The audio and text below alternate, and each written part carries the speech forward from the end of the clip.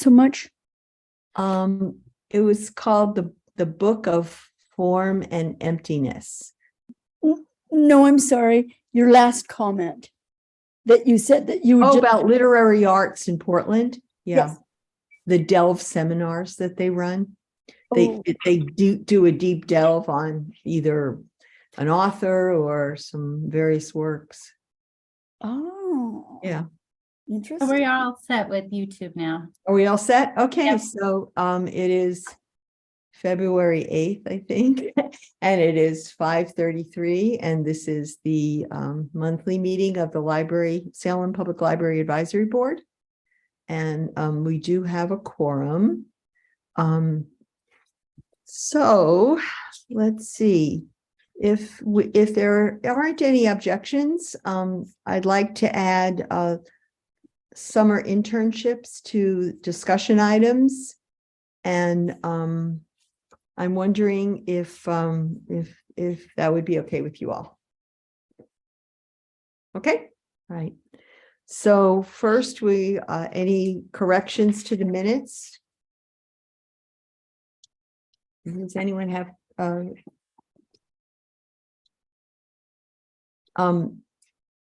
had one under the area about the bond update. Perhaps I misstated it during the meeting, but what it reads is Lab has advocated for Northeast and far South Salem. Okay. And I think it should read Lab has advocated, this is for additional library sites. Lab has advocated for Northeast and South/Southeast Salem. Is that everybody's recollection of what we have advocated for? Yes, mine Okay. anyway. Okay, the other thing is that I think it's a typo. The sentence before that, it says it does not cite SIGHT, and I think it should be reworded CITE, cite the exact location. Okay. All right, so all in favor of, okay, Lois? Francine, I wasn't sure. I'm just asking this question under the on the motion we made about talking to the mayor. I wasn't sure that we wanted the lab and the Friends and the foundation to be part of the planning. I was thinking, I mean, we really have no control over those two other groups, but I thought we did vote that, you know, we were going to try to have some kind of input in that process, but I might have gotten that wrong. I don't know. Anybody remember? David, do you remember?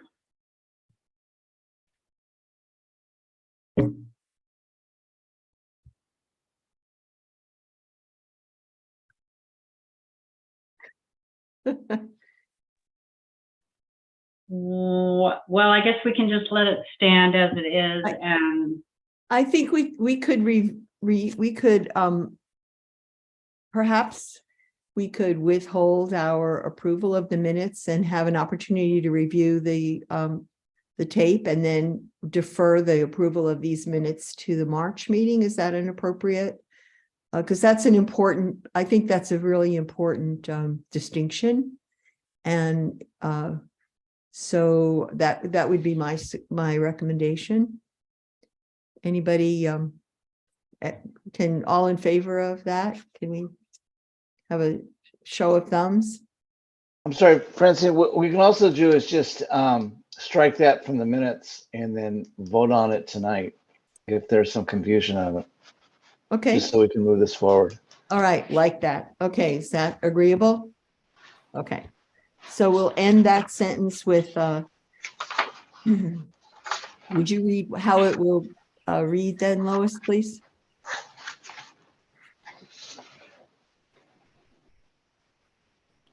Lois? oh, I'm sorry. I think it would just say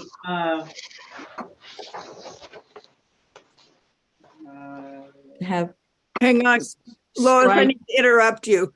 David, can you turn your sound mute because your papers are really loud in the coming through. I'm sorry, Lois. Oh, that's okay. I'm trying to find the, Okay, so here you go.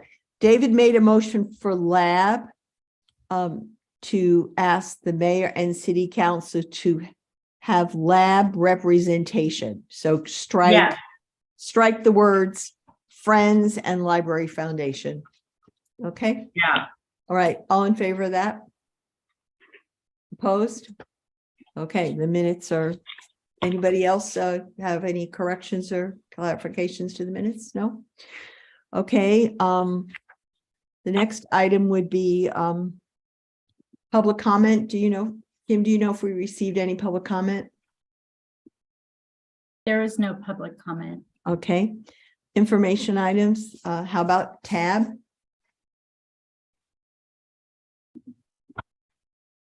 Hi, my name is Riley. I'm from TAB.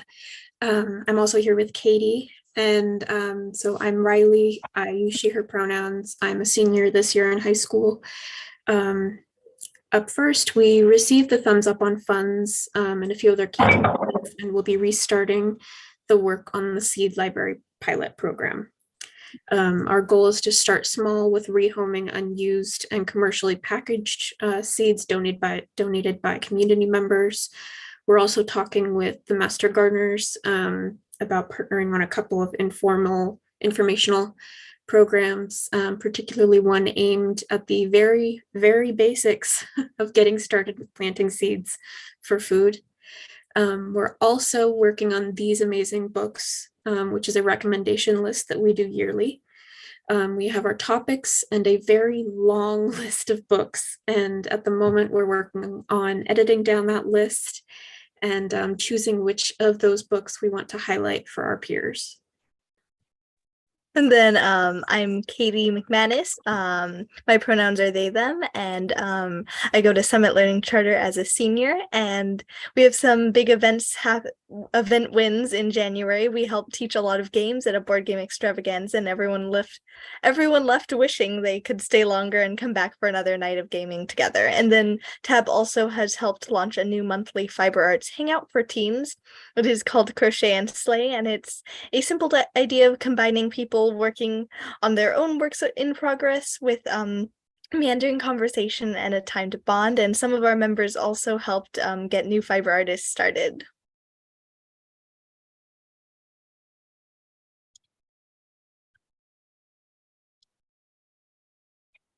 You're muted, Francine. I was saying thank you very much for your engagement with tab and for your professionalism in your presentations.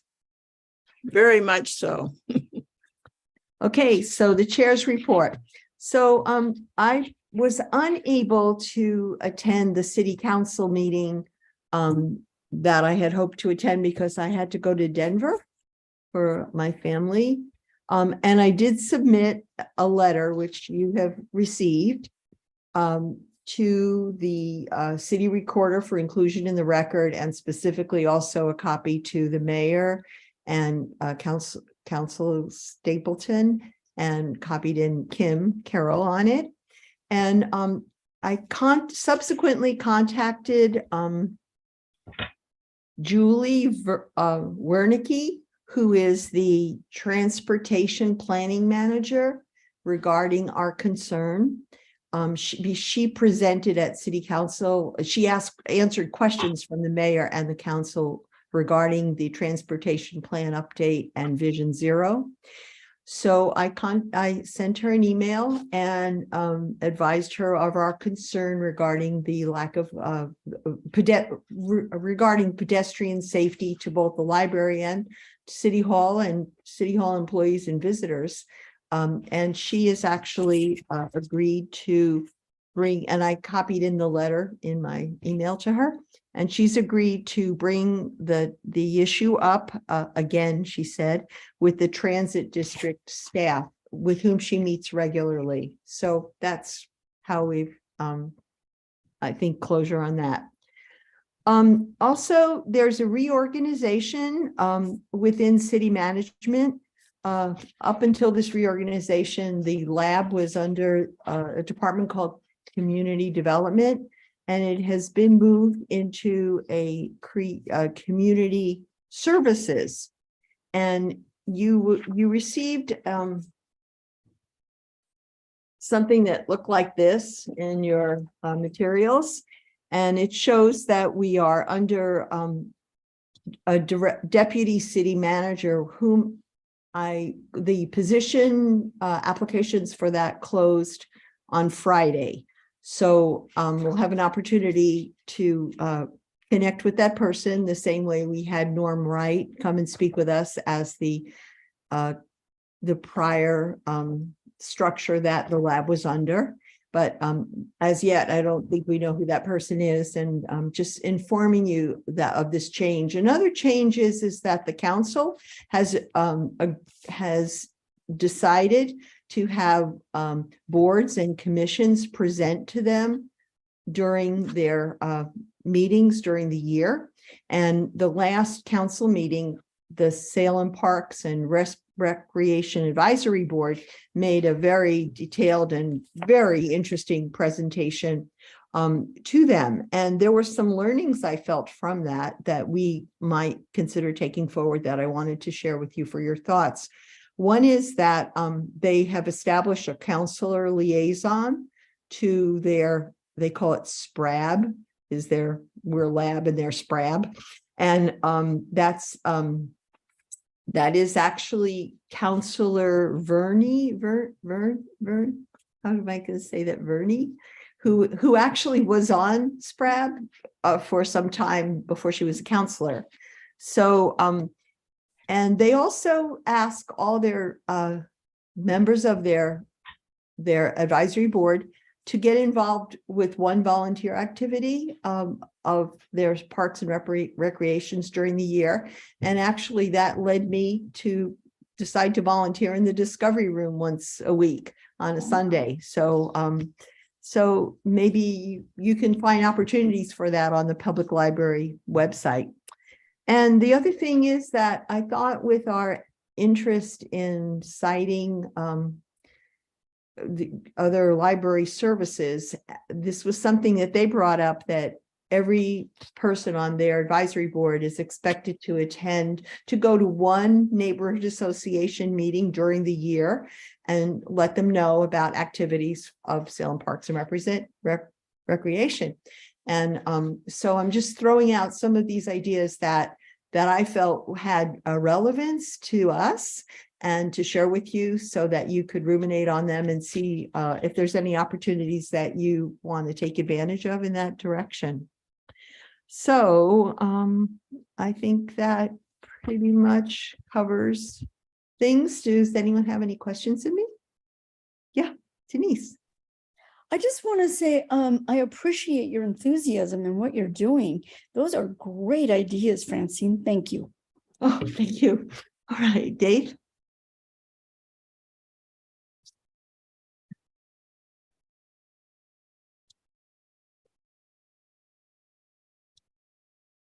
Muted. You're You're muted. muted. Dave. Okay.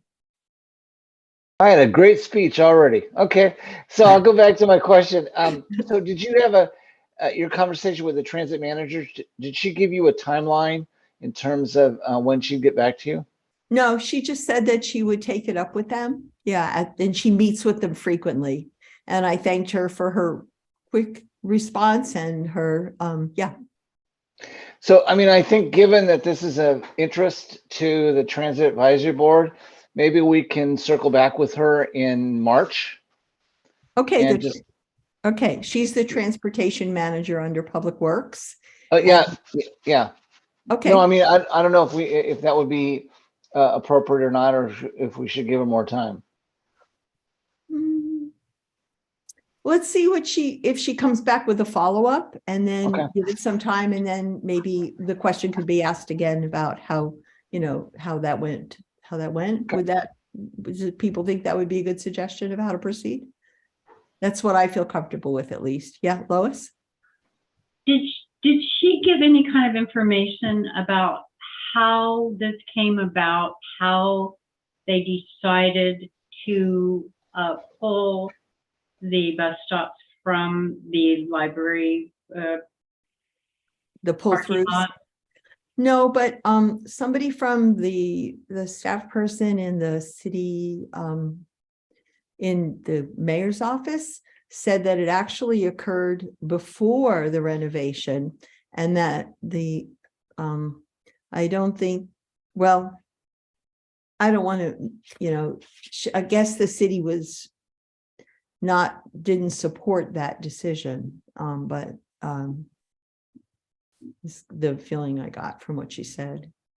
So I think it's great that in view of pedestrian safety and Vision Zero, that it is appropriate to for it to be revisited. And I'm glad that there's another like edge in, or the door open, I felt, by contacting this person who actually was at the city council meeting and answering questions from the mayor and councilor. So that's why I followed up with her. Okay. Yep. I might just actually, as just a citizen, attend one of the transit board meetings just to ask them some questions. That's a good suggestion. I'll look for their calendar and see if I can do that. Okay. You don't have to do that. Lois, do you know how often they meet? They meet monthly, and I think it's usually on a Thursday, and I think it's at the the Transit Marion County downtown thing. And this is a transit advisory board? Yeah, well, yeah, I guess it is. Yeah, you're right. transit district. Yeah. It's a county thing, I believe. Oh, so it's Marion County? Okay. Yeah. Well, don't quote me on that. I'm not sure. I am going to call, I'm writing it down. Yeah, so okay. I'm Okay, no, don't. Okay, so city librarians report. Kim? So did y'all get a chance to go over the city librarians report? Did you have any questions for me about anything that's coming up or anything that you saw in the report?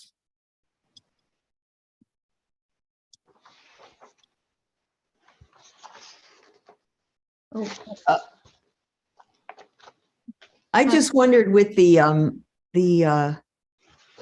Charo exhibit that I guess having it up until Cinco de Mayo would be having it up maybe too long, but well, it's actually going to other places. So yeah, it's going to some other libraries. What I've heard is like Eugene and a couple other libraries are going to have the Charo exhibit. We are hoping to have some programming though with the group, probably further in like early summer, spring. But yeah, we're working on getting some programming with them, like to come and demonstrate, talk a little bit about the history of the Charo and demonstrate some roping skills and that kind of thing. So we're really excited about that. It's a great opportunity, and it's just like, yeah, it's pretty cool. Yeah. Wonderful. it reminded me of an exhibit at the Hallie Ford Museum a few years ago by Jorge Rodriguez, in which he had greater than life-size, like 12 mariachi players that were all done in ceramic, and it was absolutely phenomenal. That's cool. So, and one of his pieces remains there in their in the Carl Hall Gallery. Well, thank you. I thought that they're beautiful. I will just mention. I will just mention it's February, so we're in Salem Reads mode, and so we have a lot of activities going on around the book Born a Crime by Trevor Noah. So we're really excited about that. We've already had some programming, and it's been really well received. And so, if you're interested in finding out more, it's on our website, and it's also on the foundation website as well. So. I would 100% attend a roping demonstration. I think it would be awesome. So is there any report from the Friends? Oh, Just a quick question. I think Lois, go ahead, Lois. oh, I don't know if this comes under your report, Kim, but it looks like our balance as of December 2022 was somewhere around $194,000. And I wondered if you know, does that number include the $5,000 we gave to Salem Reeds or not? You know, I'm not sure, but I don't think, I looked at the report. I don't think it did. It doesn't look Okay. like it came So out. it's actually like 189 something. Mhm. Something. Okay. All right. Just Kim, just a quick update. I'm not sure again where this would fit in the report, but any updates on the team, on the municipal team that's meeting about the design of the new new library and the bonding and the new library branches? Where are they in that process? Yeah, so you know, that there was a group that is looking at a potential at Chariots. Chariots is putting in a transit station, a smaller one, and there's a potential to put some low-income housing there, and as well as like potentially put a library in that space. That's just something that has been thrown out there. I'm not sure where, I think we're just kind of conceptualizing it right at this moment, but you know, a lot of pieces would have to kind of fit together to make it happen, but it's something just that is being like tossed around as an idea right now as a really good, maybe, you know, partnership. Okay.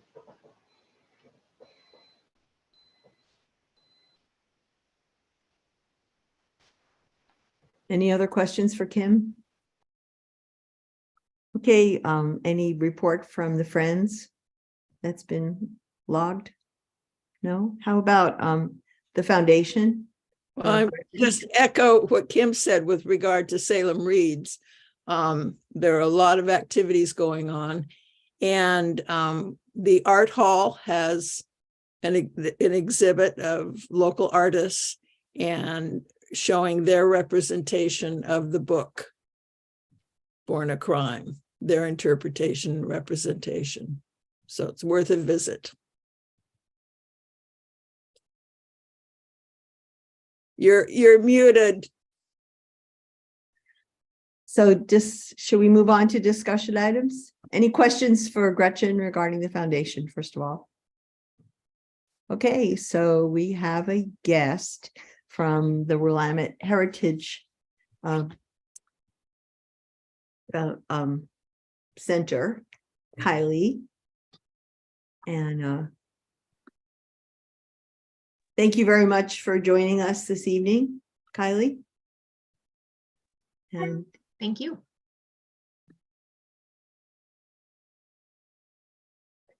Am I to take the floor now? Okay. Just want to make sure I'm not speaking out of turn. So my name is Kylie Pine, and I am the curator here at the Willamette Heritage Center. About actually exactly 1 year ago today, we finalized a memorandum of understanding with the city of Salem to take over the Salem Online History Project, which was an online encyclopedia of history articles related to the history of Salem. I'm here to give you, so I think I understand from a couple conversations I had with Lois that it might be useful for the group to have a wee bit of background information about the project. So I'll try to keep my remarks brief.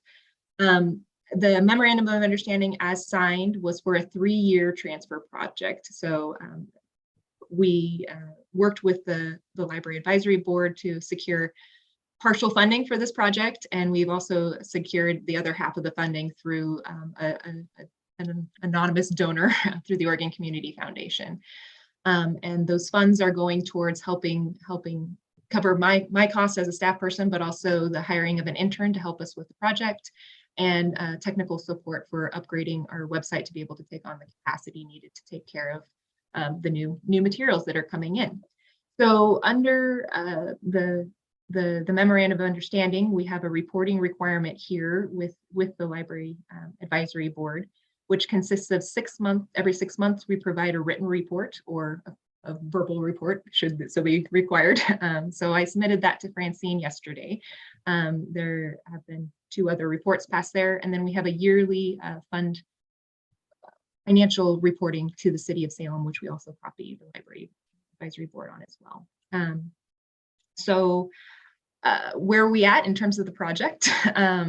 We have successfully, thankfully, hired an intern who has completed a 200-hour internship and has successfully moved all of the content, taken all of the content from the old articles, run them through our advisory board. We also have an advisory board made up of community members, mostly librarians and historians that have interest and expertise in this area. So every article has been read, and we've assigned a triage level to all of those articles. As you might imagine, history that was written 20 years ago when this project was started is much different than the history that we understand and talk about today. So they've identified articles that may need to be readdressed and may need to be rewritten and updated in terms of the language, the inclusive language that is also part of the agreement that we've signed in terms of our standards for content that's being put onto the website. So everything's had one read through. We have a triage system, and all of the articles have been uploaded to the new site platform and can be accessed right now. Per the conversations with our advisory board, the 2 biggest concerns that have been brought up in this process have been a lack of diversity in the topics covered within the old content. So that's a very big concern for the advisory committee and something that we'd like to move forward and address and try to rectify. Because of that situation, the recommendation from the advisory committee to us was to postpone the official marketed launch of the new site. They wanted to address some of that. So my hope had been to have this all done in November, but per their recommendation, we've decided to postpone that until we can address some of this a little bit more. The other advice that was brought into us from the advisory committee was to rebrand the site. So instead of it being an online, what was called Salem Online History, to rather re-envision this as a history hub. And instead of it being an all-inclusive encyclopedia of all of this stuff, also linked to other organizations that are doing work and can provide some more of the context and the diversity of information that was not there before. So we've done an initial pass looking through some of the materials that the Willamette Heritage Center has developed in these areas and linked to those articles to help flush out some of the missing articles. But the next steps for us are really going to be to reach out to other groups and historians that have been doing some of this work and to solicit contributions of new articles to help fill in those really big gaps.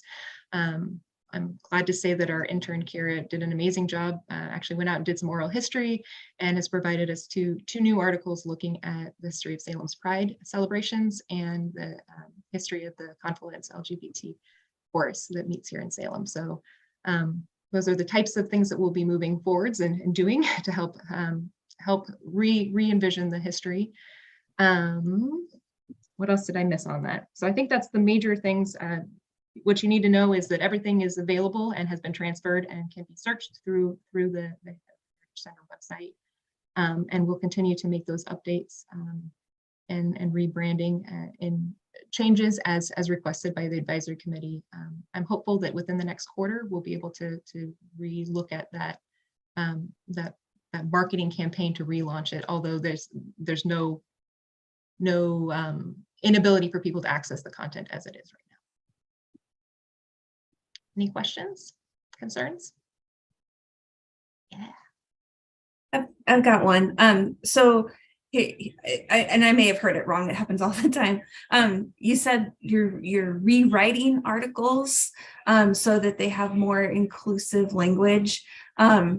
So I guess I don't understand why you would rewrite history. I mean, if we wrote every every article to be more inclusive, we have to rewrite everything. So I guess that's a lot of work, and I just don't quite like. I can see if you were if it was language that was on the website and forward facing, but the articles themselves, I'm just confused how you can rewrite an article. Are you talking a newspaper article or no? No, so No. these were encyclopedic articles that were secondary sources that were written to explain certain parts of history. So for an example, one of the introduction to agriculture in the Salem area.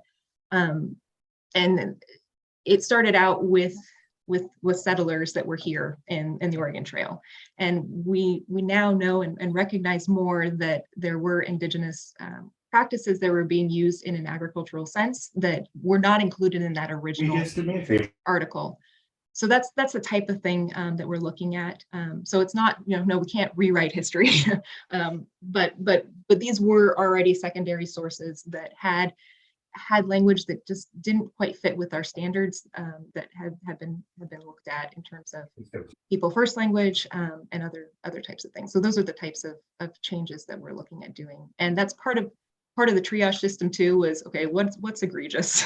what do we really need to tackle first, and then what can we move towards and let go? So great answer to the question. I'm so glad I asked it. Thank you. Glad I had an answer. Yeah, Lois. Finally, oh my God, I just lost my question. Let me think for a minute. Somebody else asked something. What was it? My mind blocked. Oh, Well, while she's thinking that through, Kelly, so you don't have a timeline yet for the relaunch?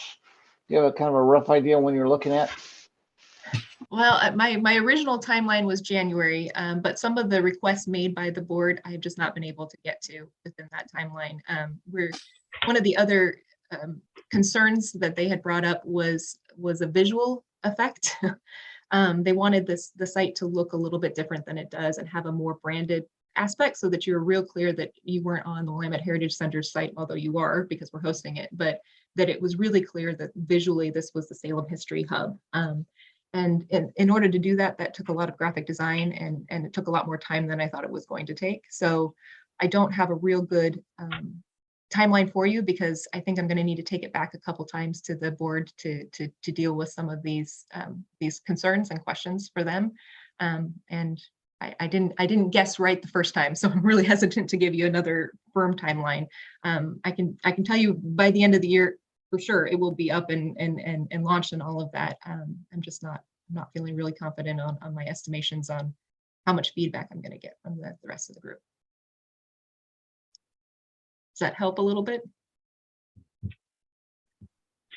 I remembered what I was going to, I have two questions. So originally we thought there was going to be some kind of link on the library's page to what we're calling the Salem History Hub. Is that happening, or is that part of it? I mean, I think that's a desire for our group. That could easily be done right now if that's something. I'm not sure who the contact. That's another question I should probably ask. In the original memorandum of understanding, we had a liaison who is no longer with the library. So I think updating the agreement to make sure that I know who to ask those questions of will be a really good thing to do and maybe put on our list for today. We can either work way. on that, Kylie. Okay, great, Yeah. Kim. Thank you. The other thing I wanted to know is you said, it's not up and there's been some delays. I mean, I am a Willamette Heritage membership person. I mean, so I haven't heard anything about this from them. And is that just because it hasn't officially, kind of opened? Okay. Right. So we're in, I guess, what we would call a beta mode. The site is up and accessible and people can get to it. But we have not done a public facing marketing launch of the site. And that's kind of where we're at in terms of why you haven't heard anything yet, because I want to make sure it looks like the advisory board has asked us to look before we get to that point.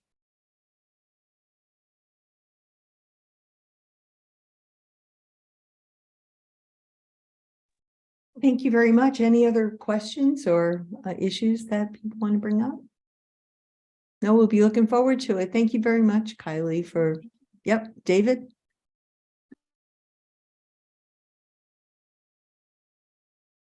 Just said thank you. Thank you for coming. Thanks for the opportunity and thanks for your support of this project. I'm really excited about it. Gretchen? She's agreeing. Okay. I'm waving goodbye. Thank you. All right. Thank you again. All right. So we have a new lab member who I had emailed, and she said that she had the link and she would be attending tonight. Jackie Leung. I got to get my tongue around that pronunciation. She actually was a Salem City Councilor. So I think that's going to be hopefully a helpful to us in terms of the council and our interactions with it. But unfortunately, she's not with us to be introduced. So on to the, why don't we do, Lois, why don't you take the city council presentation next? Oh, Francine, just a quick question before we do that. Just a reminder for us, what do the bylaws say in terms of how many meetings a member can miss? Two unexcused absences. And I was trying to think about that because she was installed the night before our last meeting. So one could think of that was an unexcused absence. So is that 2 within a 12-month period to the end of time? I'd have to revisit that. I don't know if somebody has their book handy. Mine's like over there, and I'll probably trip over wires and everything trying to get it. So yeah, so we'll look at, why don't we see if we have her at the next meeting. Her term is a partial one that ends in June. Actually, several people's terms end in June. Gretchen, yeah. I think Joe, I actually wrote this down and I don't know where I wrote it down. So I guess that's not very helpful, but anyway, so. Francine? Yeah. The bylaws say actually 3 unexcused absences in 1 calendar year constitute reason for dismissal from the board. Okay. Thank you for that, checking that out. Has the board ever dismissed anyone in its history? Yes, well, I know of one person. That's how I initially got a partial term from someone who had not attended any meetings for like 18 months or something.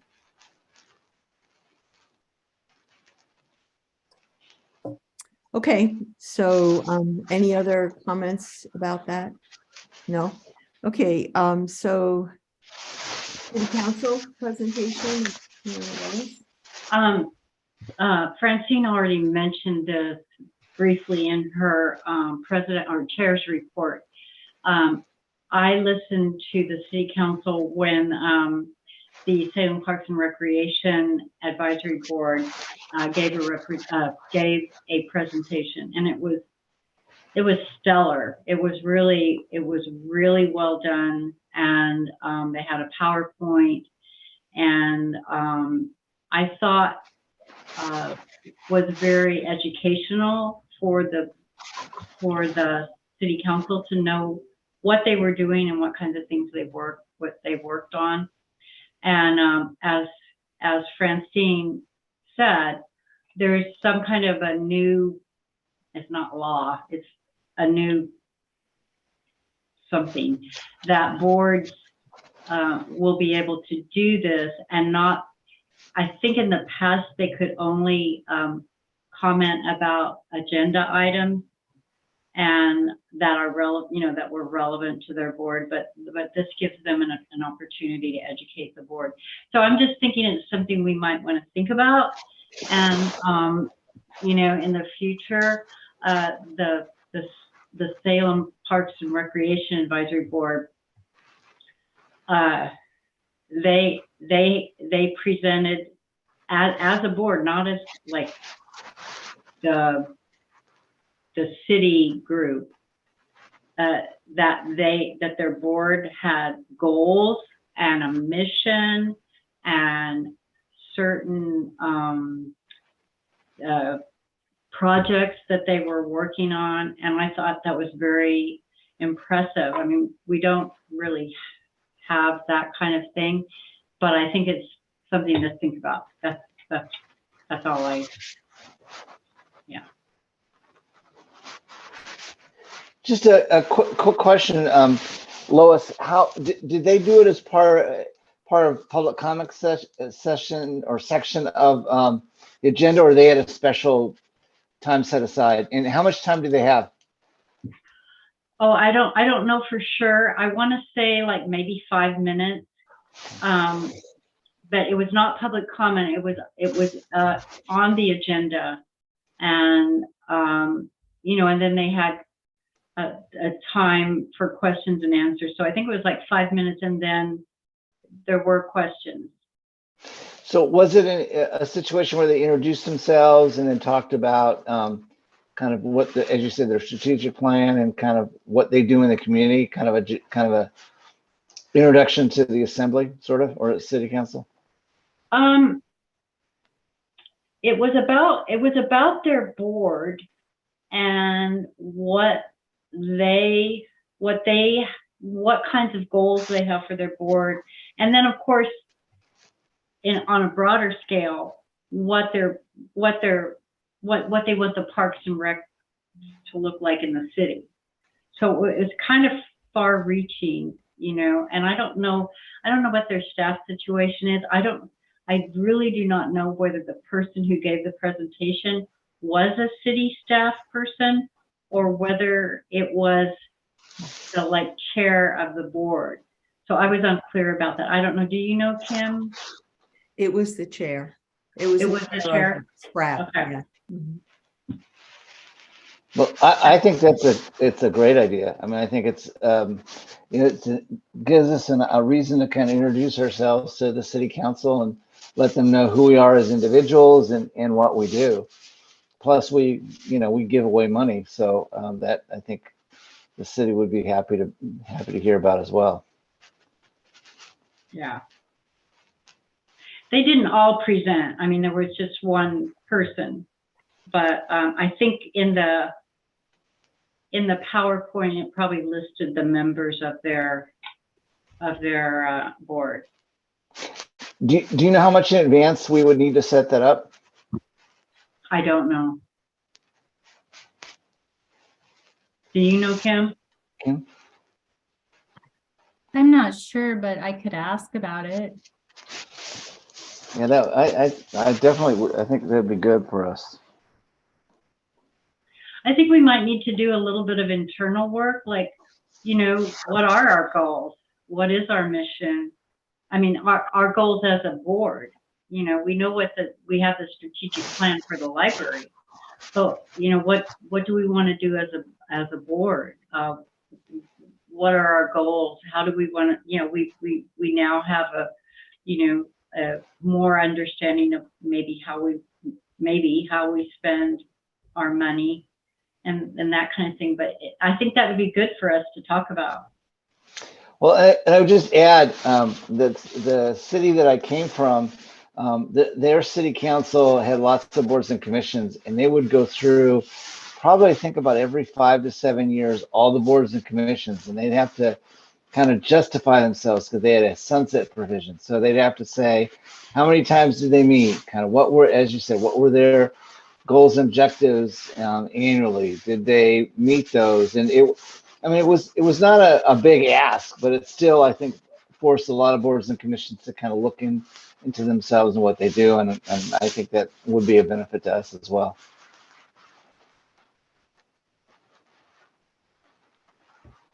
I don't feel like we want to be a board that just kind of meets to meet. You know, we want to actually, which we have. I mean, we've done a lot of really cool things, I think. But, you know, be nice to know, what are our goals, you know? They also spoke about that they had a retreat and that it really helped them put some of their kind of ideas together, which was more than they can do at just a meeting. We've talked about having a retreat years ago, but it was, I think that the problem was that no meeting can occur without the public being there. So I think it kind of fell by the wayside, but let's just tuck that as a possible opportunity to kind of do a deeper dig on some of those things like goals. Okay, so any other questions or comments to Lois about this? No? Thank you, Lois. Thanks, Lois. Okay, so do you want to, I was going to bring up about the summer internship issue. Dave, do you want to go first with the budget and then Sonia maybe would be next, or vice versa? How do you think? It's really Sonia's time. I know. I mean, I don't know how long her presentation is. She wants to give us an update. I think it'd be a good. You'd be a good guinea pig, Sonia, as we're moving forward through this process. Sonia, you there? Yep. Okay. Hello.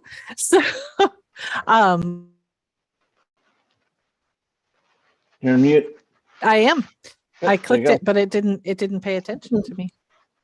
So I don't have anything particularly formal. We're still doing some, planning and conceptualizing around the details. But in essence, what I had been sharing with Francine and David is that in 2018, we had an experience with a high school intern, and that was a grant through the Public Library Association. Then last summer in 2022, we had the opportunity to have another high school internship, and that was funded through a grant from the State Library of Oregon. And both of those really, the ultimate goal of funding those projects was not to continue to come back and fund the same libraries, but to give libraries a sense of how to make that a really useful program. And the sort of bigger goal of encouraging libraries to think about making a financial commitment to an ongoing internship program. So we had really phenomenal experiences with both of those students. It was a great experience for them. They learned a lot of things about libraries, did their own connected learning projects, which were really meaningful to the student and also really helpful to us as a library. And they're also, able to support a number of things. We have very busy summers, and it's really, really nice to have that extra pair of hands. So Kim and I had spoken and had some conversation about whether this might be the time that Salem Public Library could make that commitment to supporting that summer internship experience. At least give it a whirl this year. And there's some enthusiasm for doing that and some capacity from city money to support one intern. But as our conversation developed, we also heard from Francine that there might be some interest at the Library Advisory Board side of being supportive of that as well. And what we're thinking is that it would be really useful to have two interns, because if one pair of hands is useful, two pairs of hands is even more useful. And we also have a goal for this coming year of developing a more robust kind of deliberate, sort of intentionally framed teen opportunity for volunteering for the summer reading program, like really identifying a cadre of teens that would come in and do a lot of work around the summer reading program, signing people up, passing out prizes, supporting programs. And we see a role for that pair of interns in providing some peer leadership for those teen volunteers. So I think it would be an amazing experience for the paid teen interns. And what we're hoping is basically that we can go splitsies, that the city would support one intern and lab funds could support the other. And we'd be happy to make, we'd be actually very delighted to make a commitment that those interns would come and meet you as they're getting started in the program, and then come back and report back on what they learned, what their connected learning project was, what they learned about libraries, and how the internship for the summer impacted their lives. Yes. Thank you, Sonia. That's appreciate it. I know this is a short notice to present this to us, so I appreciate that. A couple of questions. One is, given the kind of the ongoing shortage around the country for staffing, do you have any concerns about being able to find students, or have you gotten any interest already for students who might be interested in serving as interns? So when we did this process last year, we had one position available. We had 75 applicants for that position. Wow. So for people who are age 16 to 18, we were paying better than minimum wage. We paid these interns at the same rate that we do our college level interns. And so it was a little higher than some summer jobs paid. And also, there's a tremendous amount of appeal at the idea of working in this library environment. So I have no qualms at all that we can find two incredibly incredibly high quality candidates and be able to choose two really excellent people. I have a question.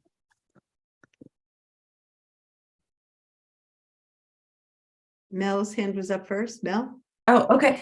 I'm just like sitting here. Yay, I love interns. So I know that supervising interns and you know, it's not just, I learned this from working with Meals on Wheels, like getting an intern is great, but you've got to supervise and train and do the whole package. So sometimes agencies don't have the bandwidth to take that on. I certainly didn't always have the bandwidth to take that on in my program when I was on it. Sometimes I could, sometimes I couldn't. So if that's a piece that you need at the library to help, I don't know what the structure is or how that could happen, but I think as an advisory board, you know, so not only just supporting the idea, but also lending the time, you know, I would certainly be willing to help volunteer or help coordinate or supervise and direct and help with that if that's a possibility. I don't know if it would have to be staff or not, but getting kids engaged and it's such a great thing that it's got my support and help if you need it. So thank you. Thank you. I feel pretty confident, having supervised two other interns, that it's a thing we can take on. I know it will be more work, kind of working with two interns simultaneously, but it also gives them some camaraderie and some things that they can kind of build and learn from each other. So I think it'll work out well. I was an intern in high school, and it was one of the best, not at the library, but it was one of the best experiences that I had in high school. And it really did help prepare me for better for college and kind of, you know, the real world. I interned for the communications director at the Georgia Pacific Mill in the town that I lived at, because I was going into journalism school. So that's extra step, that extra support changed the whole shebang for me. So two interns. Yes, two. Yes. And Sonia? Yes. Yeah, my question was going to be about supervision. And yes, I too have supervised and been an intern, and I love it and I fully support it however I can do that. But my question, and it's not a but my question is in terms of getting staff buy-in for who has to supervise. Well, at this point, if it's you, then it would be me. Then no questions. Yeah. About that at all. But yeah. Although if we have another staff member who is interested in kind of taking that on and having that experience of supervising an intern, I am very happy to share and also, you know, do a little supporting, because I have some experience and I can share that out. Yeah, just as a follow-up, Two questions. One is, what is your capacity for interns? I mean, if the board decided we wanted to invest more money into this program, what's the capacity for additional interns coming in? I mean, could you add another one or two if need be? I think there probably is a breaking point where we would be challenged to make that a really meaningful experience. I would love to, we've made one work really well. I can see how two would work really well. I'd love to have that experience go well before we thought about adding a third.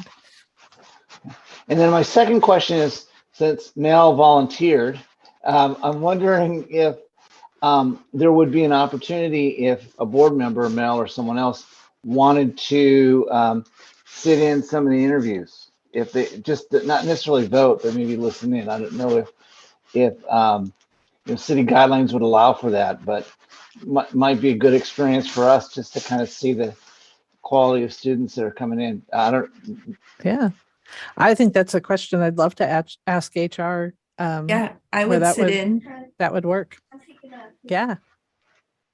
They do go through the full city process. This it's managed like all other city hiring processes, which I think is fantastic because it gives them a really true world experience of what it's going to be like to be hired. But yeah, I will definitely consult with HR and see if that is something that fits our model. It's not unusual to have advisory board members on an interview panel. Maybe not as a voting or, but it's not uncommon. No. Yeah. I think it's definitely, there's some precedent there. So that would be lovely. This morning, I saw that the Marion County Commissioners approved $250,000 for Isaac's room. And I was thinking, boy, this would be such an opportunity to have this written up and to have this,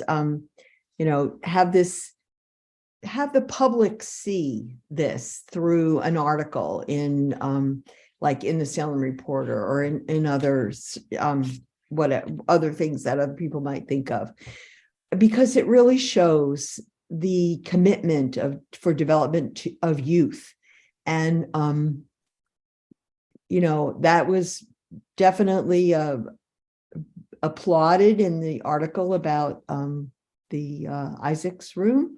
And I just thought, wow, it really, when I read the article and I knew, we've been working on getting this percolated, I was like, wow, we've got to, we really need to make it. That would be a great city council presentation point. That's true. That's true. Too, but and an opportunity, that's a great opportunity to pitch to our local media as well. There you go, Mel. Journalism. Sonia? Notice I'm not a reporter now. Oh, well. But you could have been.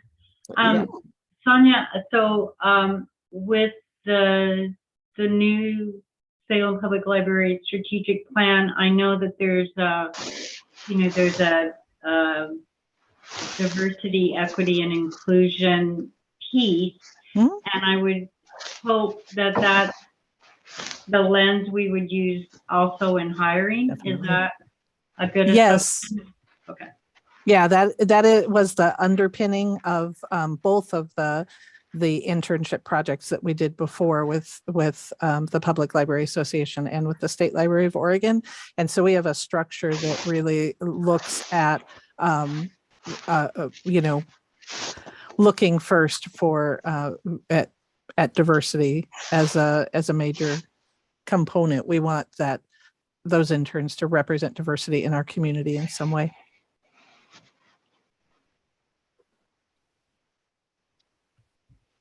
Okay, any other questions for Sonia or any other comments about this? Okay, so Dave, you have done some super duper work here. So, and considering that you're, new to the board, that you have been able to dig out the important, framework or supporting ideas, it blew me away. And I'm so grateful that you're vice chair, and first of all, that you're on the board. Yeah. Well, thank you for your kind comments. I can't say that Joe and Mel were very helpful in this as well. So I appreciate their feedback. So let's go ahead and have some fun.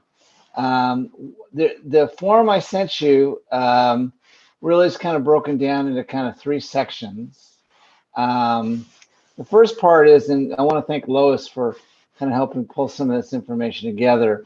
And this is really kind of an introduction. We don't necessarily have to vote on this tonight, but just gives you guys some ideas and some things to think about in terms of how we, want to look at projects that we want to support in the future. One is, as I said, so the project guidelines, there were kind of 3 areas that the board wanted to look at, in terms of does the project being proposed promote and align with Salem Public Library strategic plan, number 1. Number 2 is priorities to be given to projects that are supported by or coordinated with our partners, which is the public library, the Friends of the Public Library, and the foundation as well. And then the last one is, and this is a little broader, is we really want to look at projects that innovate and expand Salem Library programs and activities.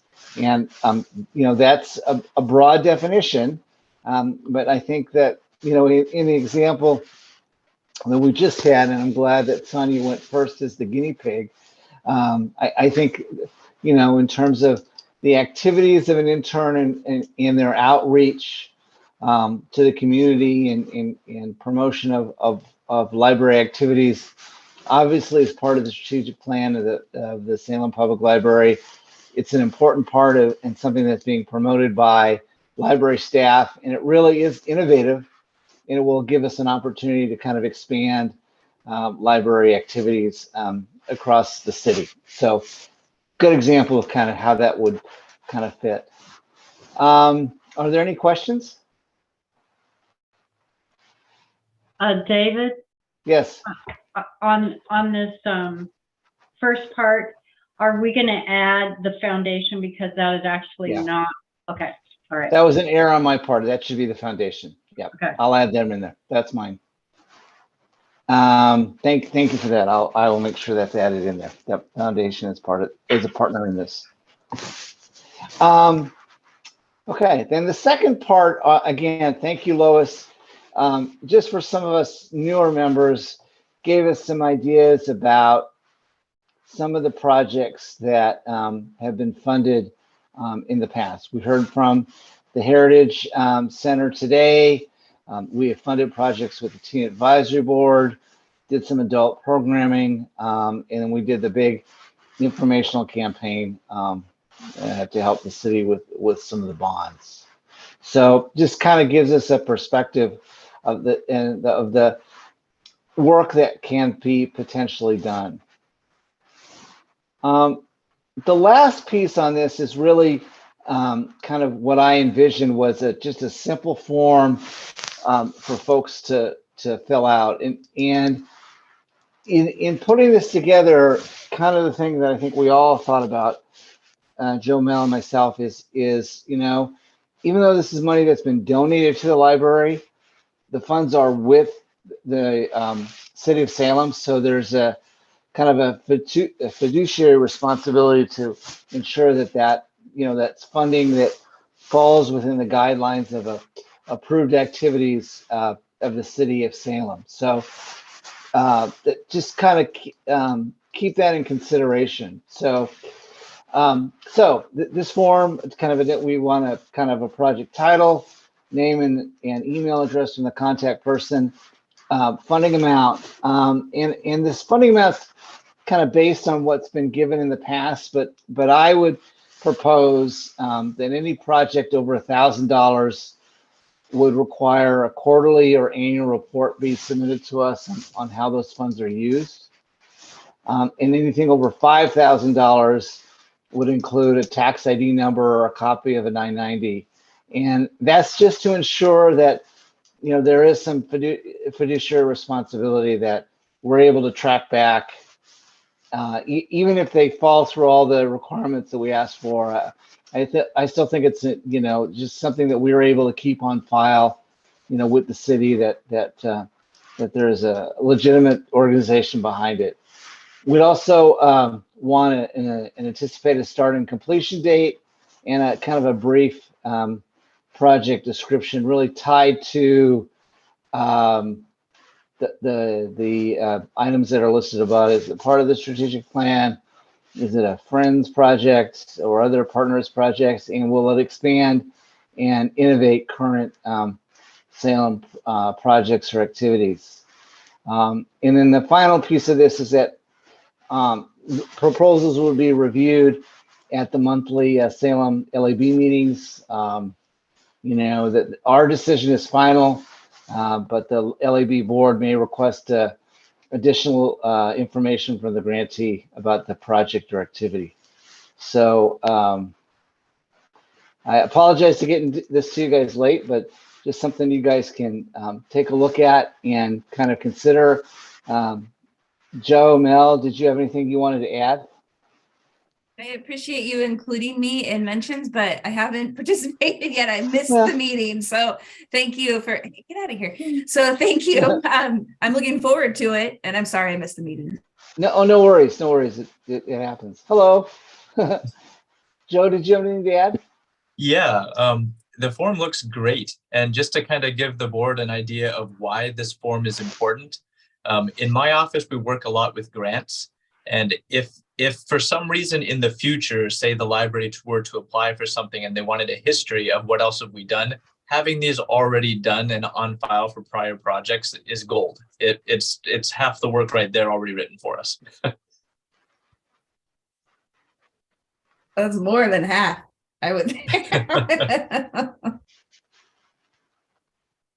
I think this is great work. Thank you, David and Mel and Joe. And yeah, this I would hope that this would then be on our on the website that's under the library advisory board, so people could go to it if they say, oh, I have an idea, they could find it on the website.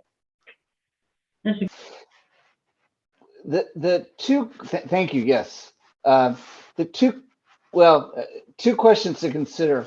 One is, so we got the budget report. We have about $190,000. Do we want to kind of think about, do we want to put a cap on the amount of money that we grant out annually? Do we want to just spend it as it comes in? Do we want to, and we don't have to make that decision tonight, but that's something to kind of consider. We did a big $50,000 one, but we've done smaller one as well. Kim? So I guess my question is who do you think is going to apply for these grants? Are they coming from library staff primarily, or projects that the library is doing? Could be just somebody off the street has an idea. They maybe have worked with the Friends or Foundation in the past and say, hey, this is we're looking at a small project to do XYZ, to bring in a speaker or promote an activity. And as long as it falls into those three categories, I think that would be appropriate. So yeah, it could be. I mean, I'm assuming staff projects definitely could come through, but I would encourage them to be vetted by you and your team. Yeah, the other applicants for the grants. Yeah, that's what I was just going to say. Like, I mean, I think it's great. I think this is a great program. I think it's a great thing to be doing. And I just want to make sure like that when we accept a grant, that the library is part of the decision-making process. Oh yeah, I mean, okay, yeah. So your concern is that, or just clarification is, if something comes to us, you want to make, if we sign off on it, you'd like some library staff feedback as well. Yes, yeah. Okay, and we Because we can, might not have the capacity to do the, or we could bring some insight into, does this really fit into the strategic plan, that kind of thing, right? I mean, as Yeah. far as like partnerships with the Library Foundation, I mean, all of those things, you know, we do in consultation. So that I wouldn't see like there'd be any, that's already happening, right? With, for instance, with the Salem Reads, right? That's already Yeah, happening. We're yeah, already yeah. working with the foundation to create Salem Reads. But, you know, if somebody just said, oh, I want to do this thing, and can you give me this money? And then like Lab says, yes, we can, it's a great thing. And then we're like, wait, we can't do that thing here at the library. That's just what I'm talking about, that we want to be part of that. Like, does this meet what the library needs as well? No, and I would absolutely agree. I would say, yeah, if somebody comes in off the street and says, hey, I have this great idea, you know, and if they meet all 3 criteria that we're looking at, and you still don't know about it, yes, we would want your feedback to make sure that it's something that would, you know, fall within the capacity. So I'm sorry, did somebody else have a question? Yeah, I started to speak. So I would think that there's no need for us to like reinvent the wheel with how who's gonna be the sorry, who and what is going to benefit from this money. It seems like within the library staff already and their work and what they do, that there would be plenty of opportunities for us to you know, help fund some of those with this money. I guess just hearing that for the first time that people from, you know, the general public could come and apply for the grant, that I was like, well, why would they do that? We've already got the library sitting right here and they need the help. But I see what you're saying, and I think it's a good point. I would need to really tread with caution, especially, you know, I hear what Kim's saying as well, about, you know, involving the library from the first step, because we're here to advise the library, not necessarily the public. I don't want to sound harsh or coarse, but yeah, I just needed to put that out there. I know that the library needs to be involved and definitely have a say, but I mean, actually this money is our money. And not this, I mean, it resides at the city, but it's not the city's money as I understand it. But I could see, and yeah, definitely, we can't do something, we can't say, yeah, we're going to give this money and then, you know, tell the library they have to do something that they can't do. But I also see one of the big things in the library strategic plan, one of the goals was to build relationships with other community groups. And I could see us, you know, sort of co-sponsoring, like say something, you know, say Joe's group, the what do you call, Joe? The group that you're employed by? I'm sorry. Salem Multicultural. Yeah. Say the multicultural people project, whatever they're called. You know, said we want to do this thing, and we'd like to see if the library could help fund it, and maybe they'd have it at the library, it'd be an exhibit, or, you know. So I think, I mean, would that be a way to like build those relationships that we want? Well, I have a short answer, and then probably Kim has a longer answer. The short answer is, as long as they meet those 3 priorities, then they would be eligible. But Kim, go ahead. Well, first, my understanding is that when the monies were donated to Lab became the group that controls the money, they were donated for use to like fund library things, right, to enhance the library. So while it is controlled through a trust and agency account that Lab controls, those funds are really, the intention was to be spent for library enhancements or library programs, that kind of thing. So I just want to make sure that when you're considering programming, that consider how like it enhances the library. If that makes sense. No, I think that's and that's why I wanted to include that strategic plan piece of it to make sure that that it's part of the library strategic plan. But if you feel like you want a broader or more distinct definition, we can look at that. The kind of the one last thing I had, and it's a little bit of the elephant in the room, and I'm glad we have our attorney here, is that these, as Kim said, these are funds that were dedicated to the library for library activities, but we control them. And so I know in the past they've given funding for educational or informational activities. Some may call it advocacy. And so I since this is, governmental funds, I do want to be cautious in terms of, making sure that that's something that we can do or get a definition of from legal counsel, kind of the do's and don'ts of those things that we can, donate towards. I mean, if we, I'll give you a scenario. If there's a bond package and can we donate towards those activities that promote the library, they may fall in all three of those categories, but it's political. And so, again, it's just something that legal counsel might be able to help us with. Not tonight necessarily, but just something to kind of think about. I don't mean to put you on the spot. Yeah, okay. I mean, under the code, you guys get to designate, you can accept the gifts. They go into the city trust account. So it's not, it's not in y'all's pocket. But under section 18.050C, you get to designate the use or expenditure of any real or personal property or funds donated to the library. And that's not particularly specific, but I think the part you were mentioning about having guidelines that has some sort of direction on it is good, and you can't just decide to do anything. I can look on trying to find out what the better parameters on the sidebar. That would be helpful, because I mean, if we did want to support a bond package or some kind of political activity, I mean, Lois, I know, but could we?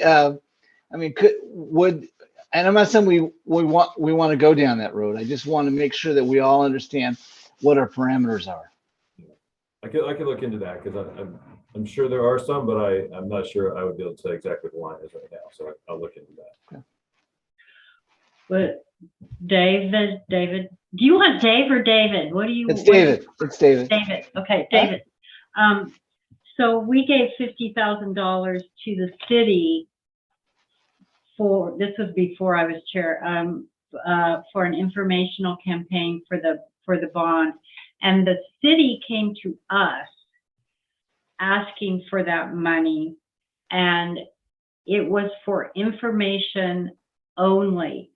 So they put together a piece that went out, I think like in a water and sewer bill or something, that just said, we're having a bond, and here are the things that are going to be affected and how much it would cost, like per household, blah, blah, blah. But it didn't say like, please vote in favor of this.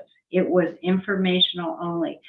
And so we could not, with our funds, advocate that people vote for the bond. Now the Salem Foundation did have an advocacy group, because they're not under the same restrictions that we're under. We are a government, board, and they had a group of people that members of the library advisory board could help. And I did some things going door to door and stuff like that. But that was as an individual, and we did not give any money to that group. And I would say some communities define advocacy differently. Some communities say advocacy is saying vote for X or Y. Some communities say information is advocacy. So they, say nothing at all. You just kind of say name, rank, and serial number. So that's why I think getting some clear definition from legal counsel would be helpful. Is there a way to bring like the actual, like, say, Kim's role into this in any way? I mean, like, as a step that, I don't know, I can't really think of what language to say, but I guess the thought that I have is that one of the stipulations would be that staff is involved, or staff is, I don't know, the city librarian is approached, or I don't know if somebody can come up with it, but do you get what my idea? How is there a way to make it to where we include that piece in? I think it would set, if I were in Kim's position, having some language that was in there would set my mind at ease. Okay. And some, the counterpoint would say, no, but it's not her money, whatever. But she has to live with it, but yeah. Kim? It's none of it's my money. But I do, I don't like act in a vacuum. When something comes to us, we talk among the staff, we talk about what we can do and what works for the library. So yeah, I would feel better if we had a voice in the process. We can add language in there that says, final approval goes through the, Salem librarian and staff. I mean, if that's, again, we're advisory to the city and to the library. So, we can provide recommendations. Money still has to go through the library system. So, I don't see proposals coming in off the street that we would not be aware of that would meet the criteria that we've set up. But if we want to, if Kim, if you and your team are concerned about that, I think that we can add some language that clarifies that. Sort of like prior to disbursement or something, like it's not that we could approve it, but before it could be dispersed. Final decision is made by city librarian and staff. Maybe think on that, you and Joe and Mel, of like how you could come up with, and maybe Kim's wisdom. Librarian and staff are part of the decision-making process. Mm-hmm. Full stop. I mean, that's it. They're part of it.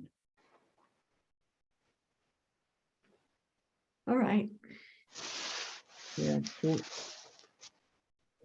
David, do you want a motion to approve this, or what do you want to happen now? Was this just information right now? This was just information. I know I didn't give you guys enough time to kind of chew on this. So we can go back and take your comments and get together with Joe and Mel and maybe meet this month and maybe make some tweaks based on the feedback that we've gotten and go back to you. And I promise Tanya that we would vote on her request at our March meeting. And so if that still works for you, I don't mind coming back to you guys. And if you guys have any other ideas, please let us know.